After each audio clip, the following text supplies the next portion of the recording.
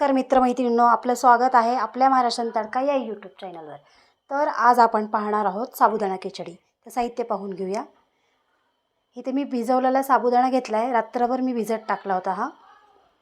इथे 1 वाटी शेंगदाण्याचं कूट घेतलं आहे, इथे 4 चमचे दूध घेतलं आहे, साखर घेतली आहे चवीपुरती, मीठ, जिरं, तूप, 2 बटाटे घेतलेत सोलून, इथे 4 मिरच्या घेतलेत।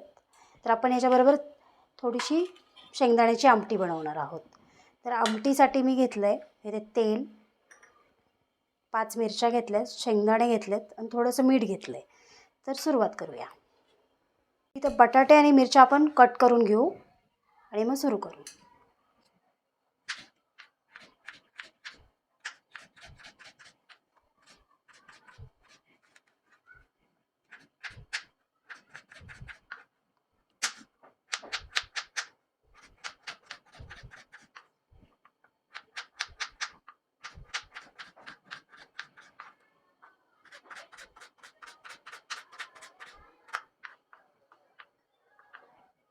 तर आपण गॅसवर कढई ठेवून घेऊ। तर गॅसवर मी कढई ठेवलेली आहे, मी गॅस पेटवून घेते।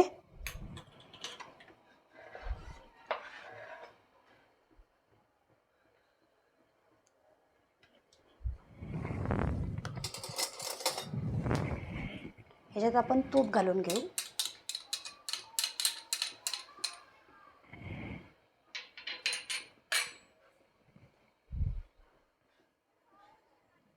तूप थोडं गरम होऊन देऊया।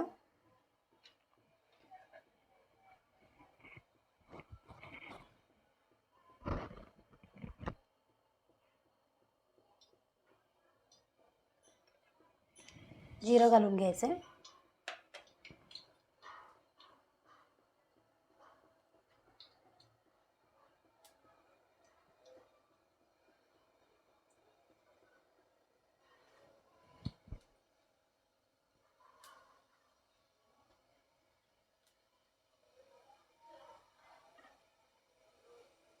जिरं चांगलं फुटून द्यायचं आहे आपल्याला।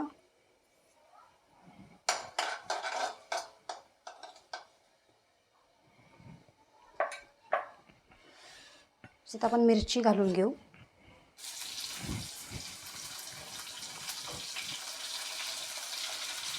बटाटे,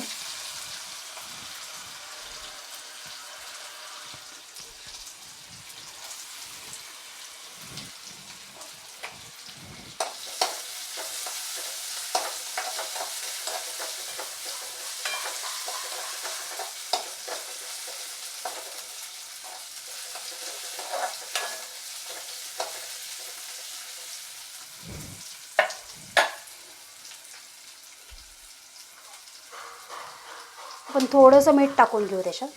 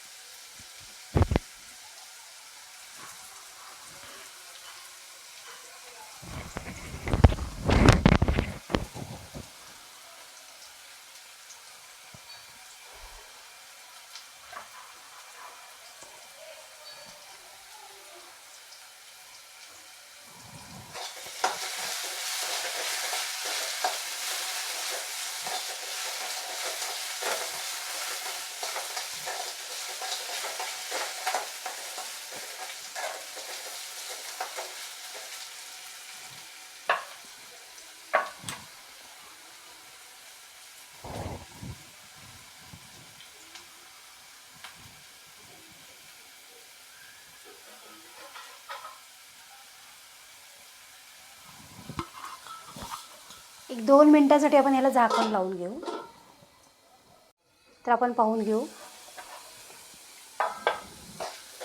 तर बटाटा आपला छान परतत आलेला आहे।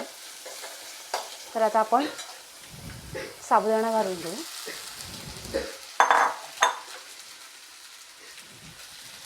शेंगदाण्याचं कूट,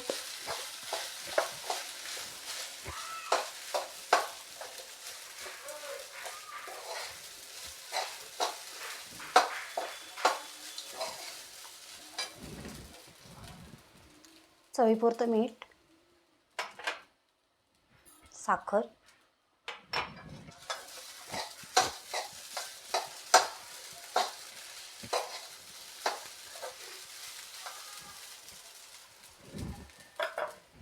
सात ते 8 मिनटासाठी आपण असं सोडून देऊ त्याला, बारीक गॅस करून. तर आपण पाहून घेऊ. तर आता आपल्याला ह्याच्यात दूध टाकायचं आहे. हे आपण 4 चमचे दूध घेतलेलं आहे, ते टाकून घेऊ. दूध टाकल्याने खिचडी नरम राहते.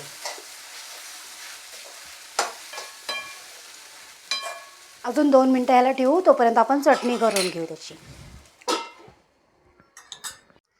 तर आपण ह्याची आता चटणी करून घेऊ. शेंगदाणे, मीठ आणि मिरची हे मी मिक्सरला काढून घेते आणि त्याची थोडं पाणी टाकून पेस्ट करून घेते.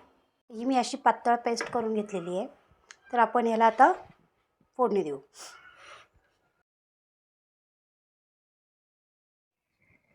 तर आपली खिचडी पण तयार आहे. तर मी प्लेटमध्ये काढून दाखवते. तर आपली ही साबुदाणा खिचडी तयार आहे. तर नक्की करून पहा कशी वाटली.